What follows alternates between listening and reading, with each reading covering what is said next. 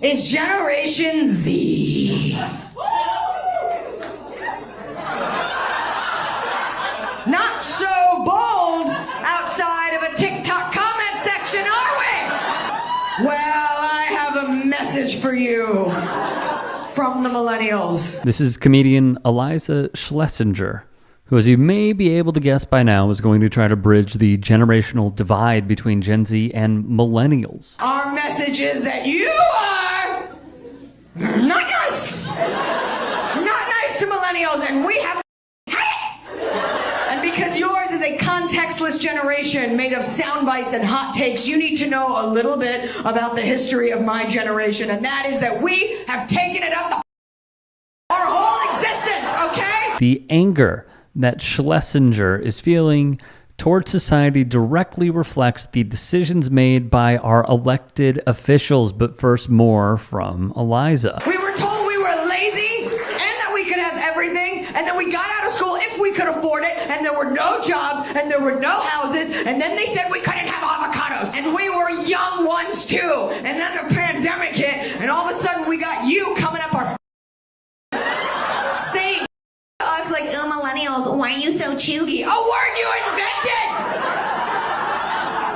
just to with us, and you're angry, and I get that. You are angry, Generation Z, at this entire fire of an urban rummage sale that you've been given called a society, and we are angry too, but we have heartburn and our backs hurt, but we are right there with you, and you take it out on millennials because we're the only other ones in the TikTok comment section with you. This is exactly how American politics have functioned for decades now. Righteous anger being mistakenly directed at the wrong source is the playbook for both the Dems and the Republicans to distract voters from the root of the issue. A broken economic system that incentivizes the worst people among us to work towards real positions of power. But we didn't do this. We didn't start the fire. We are not responsible for that. We're not your parents unless we're from Texas and have no bodily choices. Like, that's not us. We didn't do all this. We're angry too. We are not your parents. We are your older brothers and sisters who showed you how to smoke weed out of an apple. That was us. We are your allies. We are your bosses who will give you the day off because your fifis are retrograde. Like, we get it. Because we used to lie at work too. We are your neighbors who will let you have your busted house party. Just keep the music down because of the kiddos. Like, we get it, okay? We laid the groundwork for you to thrive. We had the 90s first, you bitch!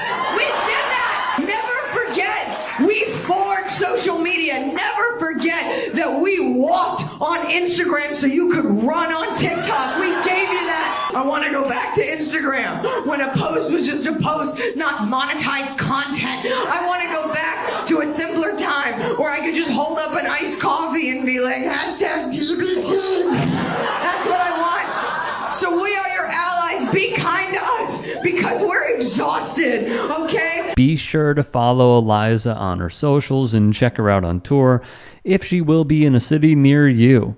And by the way, this goes for our European fans as well. All jokes aside, Iliza did an amazing job of highlighting how our political and economic systems inherently marginalize certain groups and pit would-be aligned groups against one another.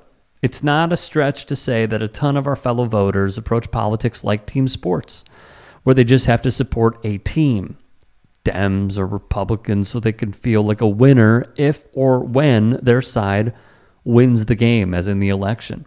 In reality, unless you're already a part of the country's elitist class, the top 1%, both parties actively participate in protecting their own power at all costs, which is why it's so important to choose the right candidates to support and not just blindly follow whatever party they claim to be a part of. Iliza's spot on in calling for Gen Z and Millennials to band together and not let these stupid labels distract us from working to drag ourselves out of the mess we have found ourselves in.